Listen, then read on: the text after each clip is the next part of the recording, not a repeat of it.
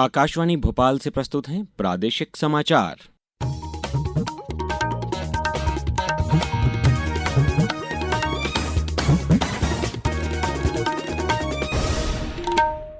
नमस्कार, समाचारों के साथ मैं अभिषेक कटियार। सबसे पहले इस बुलेटिन के मुख्य समाचार। प्रधानमंत्री नरेंद्र मोदी आज पश्चिम बंगाल में भाजपा उम्मीदवारों के समर्थन में प्रचार करेंगे। अनूपपुर जिले के कोतमा में इमारत ढहने से हुए हादसे में 2 लोगों की मृत्यु, 3 घायल। राज्यपाल मंगूभाई पटेल ने सिकल सेल एनीमिया के उन्मूलन के लिए जेनेटिक काउंसलिंग और जन जागरूकता पर दिया जोर। और मौसम विभाग ने भोपाल और ग्वालियर सहित 45 जिलों में तेज आंधी और बारिश का अलर्ट जारी किया। अब समाचार विस्तार से। प्रधानमंत्री नरेंद्र मोदी आज चुनाव प्रचार के लिए पश्चिम बंगाल के कूच बिहार का दौरा करेंगे। कूच बिहार रास मेला मैदान में वे कूच बिहार जिले की 8 सीटों और अलीपुरद्वार जिले की 5 सीटों पर चुनाव लड़ रहे भाजपा उम्मीदवारों के समर्थन में प्रचार करेंगे। इससे पहले कल तिरुवल्ला में एनडीए के चुनाव प्रचार अभियान के अंतर्गत एक जनसभा को संबोधित करते हुए श्री मोदी ने कहा कि महिला सशक्तिकरण एनडीए की प्राथमिकता है और इसकी नीतियों से महिलाओं को सबसे अधिक लाभ हुआ है। उन्होंने दावा किया कि केरल ऐतिहासिक परिवर्तन के लिए तैयार है और एनडीए पर जनता का अटूट विश्वास पूरे राज्य में स्पष्ट रूप से दिखाई दे रहा है। प्रधानमंत्री ने खाड़ी युद्ध के संबंध में जिक्र करते हुए कहा कि सरकार मध्य पूर्व के देशों में रह रहे केरल सहित अन्य प्रदेशों के नागरिकों के हितों के संबंध में वहां की सरकारों से लगातार चर्चा कर रही है। गल्फ कंट्रीज के नेताओं से मैं लगातार संपर्क में हूं। वहां की सरकारों से हम लगातार बात कर रहे हैं। मैं आप सभी परिजनों को आश्वस्त करता हूं, आपके परिवारजन भले ही आपसे दूर हो, लेकिन वो अकेले नहीं है। भारत सरकार इन देशों में रह रहे हर भारतीय के साथ है। मुख्यमंत्री डॉक्टर मोहन यादव ने प्रदेश में राष्ट्रीय राजमार्ग 46 के इटारसी बैतूल सेक्शन में 22 किलोमीटर लंबे टाइगर कॉरिडोर को 4 लेन बनाने के लिए 758 करोड़ रुपए की स्वीकृति प्रदान करने पर प्रधानमंत्री नरेंद्र मोदी का आभार व्यक्त किया है। उन्होंने कहा कि केंद्र सरकार द्वारा इस सेक्शन में 4 लेन निर्माण के लिए मंजूरी देने से अब यहां विकास की नई बयार बहेगी। केंद्रीय सड़क परिवहन एवं राजमार्ग मंत्री नितिन गडकरी ने सोशल मीडिया पर बताया कि इस सेक्शन को 4 लेन बनाने से पूरे क्षेत्र में माल ढुलाई में लगने वाला समय कम होगा और सुरक्षा भी बढ़ेगी। इसके साथ ही किसानों के लिए बाजारों और मंडियों तक पहुंच भी आसान होगी। इस परियोजना में जानवरों के सुरक्षित रूप से सड़क पार करने के लिए 11 विशेष अंडरपास और ओवरपास बनाए जाएंगे, जिससे आसपास के वन्यजीव इलाकों में सड़क दुर्घटनाओं में बेहद कमी आएगी। बाकी बचे 22 किलोमीटर के इस हिस्से को अपग्रेड करने के साथ ही पूरा ग्वालियर बैतूल कॉरिडोर एक 4 लेन वाला हाईवे बन जाएगा।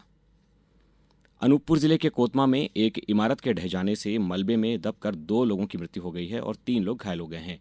फंसे लोगों को बाहर निकालने के लिए बचाव कार्य चल रहा है। प्रदेश के मंत्री दिलीप अहिरवार ने बताया कि बचाव कार्य चल रहा है और मलबे में दबे लगभग 5 लोगों को निकाला गया है। उनमें से 2 लोगों की मृत्यु हो गई, बाकी 3 लोगों का इलाज जारी है। घटना की पूरी जांच की जाएगी। निश्चित तौर पर ये जो घटना है बड़ा दुखद घटना है और हम सभी लोग घटना के तत्काल बाद ही यहाँ पहुंचे हैं और जब से लगातार रेस्क्यू करके जो हमारा पहला दायित्व है कि जो भी में दबे हैं फंसे हैं उनको निकालें। तो अभी तक हमने 5 लोगों को निकाला है, जिसमें से 2 कल कल्पित हुए हैं और 3 अभी हैं हॉस्पिटलाइज हैं। एक यहीं पर है और 2 मेडिकल कॉलेज शहडोल में है और आगे भी प्रयास जारी है। जो भी दबे हैं उनको भी हम निकाल लें। वहीं अनूपपुर कलेक्टर हर्षल पंचोली ने बताया कि एनडीआरएफ और एसडीआरएफ की टीम और जिला प्रशासन यहां रेस्क्यू ऑपरेशन में जुटा है। अगले 2-3 घंटे में मलबे में फंसे और लोगों को रेस्क्यू करने का काम कर लिया जाएगा। मुख्यमंत्री डॉक्टर मोहन यादव ने भी अनूपपुर जिले की इस दुर्घटना पर दुख व्यक्त किया है। मुख्यमंत्री ने कहा कि यह दुर्घटना अत्यंत ही दुखद और पीड़ादायक है। उन्होंने बताया कि अनूपपुर जिले के प्रभारी मंत्री दिलीप अहिरवार और अधिकारियों को तत्काल मौके पर पहुंचकर राहत व उपचार की समुचित व्यवस्थाएं सुनिश्चित करने के निर्देश दिए गए हैं। अब समाचारों में वक्त है एक ब्रेक का। ये समाचार आप आकाशवाणी मध्य प्रदेश से सुन रहे हैं। ये समाचार बुलेटिन YouTube पर Madhya Pradesh news All India Radio channel पर और Facebook के साथ ही X प्लेटफॉर्म पर AIR न्यूज भोपाल पेज पर सुने जा सकते हैं। इसके अलावा आप हमारी वेबसाइट newsonair.gov.in पर या न्यूज ऑन AIR ऐप पर भी समाचार सुन सकते हैं। समाचारों में पुनः आपका स्वागत है। आज ईस्टर का पर्व है। इस मौके पर ईसाई समुदाय द्वारा गिरजाघरों में साज सज्जा की गई है और विशेष प्रार्थना सभाओं का आयोजन किया जा रहा है।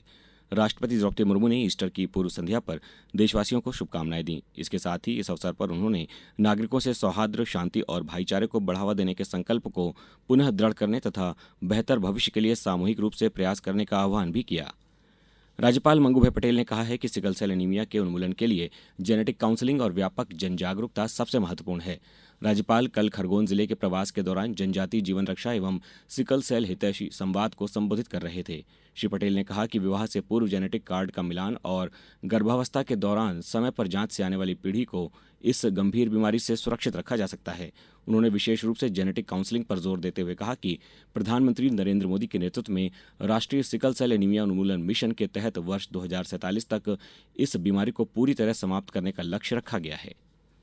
केंद्रीय कृषि एवं किसान कल्याण और ग्रामीण विकास मंत्री शिवराज सिंह चौहान ने कहा है कि रायसेन में 11 से 13 अप्रैल तक आयोजित होने वाला उन्नत कृषि महोत्सव 2026 प्रदर्शनी एवं प्रशिक्षण वास्तव में खेती का गेम चेंजर राष्ट्रीय कृषि मेला होगा। ये मेला 3 दिनों में किसानों के जीवन में नई उम्मीद, नई तकनीक और नए बाजार के अवसर लेकर आएगा। केंद्रीय मंत्री ने रायसेन के दशहरा मैदान से राष्ट्रीय कृषि मेले के प्रचार रथ को हरी झंडी दिखाकर रवाना किया। ये विशेष रथ क्षेत्र के विभिन्न गांवों का भ्रमण कर 11, 12 और 13 अप्रैल को आयोजित होने वाले राष्ट्रीय कृषि मेले के बारे में किसानों को जागरूक करेगा। स्कूल चले हम अभियान के अंतर्गत कल प्रदेश के स्कूलों में भविष्य से भेंट कार्यक्रम का आयोजन किया गया। संचालक राज्य शिक्षा केंद्र हरजिंदर सिंह भोपाल के पीएम श्री नवीन कन्या विद्यालय तुलसीनगर पहुंचे और विद्यार्थियों से संवाद किया। वहीं इंदौर जिले में करीब 162 अधिकारी शासकीय विद्यालयों में पहुंचे। कलेक्टर शिवम वर्मा सांदीपनी शासकीय श्रीदेवी अहिल्या आश्रम विद्यालय में आयोजित भविष्य से भेंट कार्यक्रम में विद्यार्थियों से रूबरू हुए। वहीं आगरमालवा में शासकीय माध्यमिक विद्यालय भदवासा में कल भविष्य से भेंट कार्यक्रम के दौरान विद्यार्थियों ने स्वच्छ भारत मिशन के जिला समन्वयक पवन स्वर्णकार से संवाद कर कहानियां सुनाई। राज्य शिक्षा केंद्र के अपर संचालक शीतांशु शुक्ला ने सीहोर के अपर संचालक डॉक्टर अरुण सिंह इंदौर और देवास जिले की विभिन्न शालाओं में विद्यार्थियों के बीच जाकर संवाद किया। विश्वविद्यालय अनुदान आयोग यूजीसी ने सूचित किया है कि क्यूएस विश्व रैंकिंग 2027 के लिए डेटा जमा करने की प्रक्रिया शुरू हो गई है। एक आधिकारिक पत्र में यूजीसी ने सभी पात्र उच्च शिक्षण संस्थानों से वैश्विक रैंकिंग में उचित प्रतिनिधित्व के लिए 12 अप्रैल से पहले क्यूएस हब पोर्टल के माध्यम से आवश्यक संस्थागत डेटा जमा करने का अनुरोध किया है। अब रुक करते हैं मौसम का। प्रदेश में आंधी बारिश और ओलावृष्टि का दौर जारी है। ग्वालियर के शहरी क्षेत्र में कल शाम ओलावृष्टि हुई है।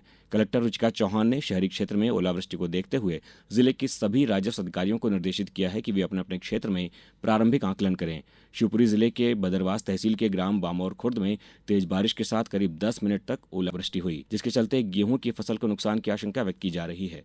मौसम विभाग ने अगले 24 घंटों के लिए भोपाल और ग्वालियर सहित 45 जिलों में तेज आंधी और बारिश का अलर्ट जारी किया है।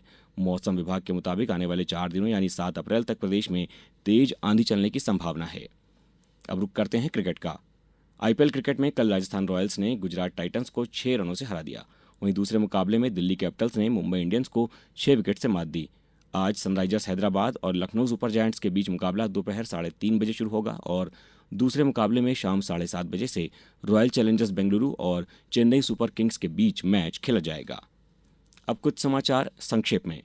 गुना जिले के ग्राम जोहरी में आयोजित कृषक चौपाल संगोष्ठी में नरवाई जलाने से होने वाले नुकसान की जानकारी दी गई। नर्मदापुरम के शासकीय एसएनजी विद्यालय परिसर में आयोजित 3 दिवसीय जिला स्तरीय पुस्तक मेला कल संपन्न हुआ। जबलपुर में प्रमुख सचिव पशुपालन और डेयरी उमाकांत उमराव ने कल औचक निरीक्षण कर व्यवस्थाओं की पड़ताल की। मंदसौर के राजीव गांधी शासकीय पीजी कॉलेज में वेस्ट मैनेजमेंट पर 1 दिवसीय प्रशिक्षण कार्यशाला का आयोजन किया गया। आईएम इंदौर में स्नातकोत्तर पाठ्यक्रम मास्टर ऑफ मैनेजमेंट स्टडीज के प्रथम बैच के दीक्षांत समारोह में 73 विद्यार्थियों और बीए फाउंडेशन ऑफ मैनेजमेंट के 62 विद्यार्थियों को डिग्री प्रदान की गई। डिंडौरी जिले के ग्राम सिमरिया में 100 दिवसीय टीबी स्क्रीनिंग के तहत एक्सरे कैंप का आयोजन किया गया और खंडवा में आज जिला स्तरीय शतरंज प्रतियोगिता का आयोजन किया जा रहा है। इस बुलेटिन में बस इतना ही। अगला बुलेटिन सुनिए दोपहर 2:10 पर। नमस्कार।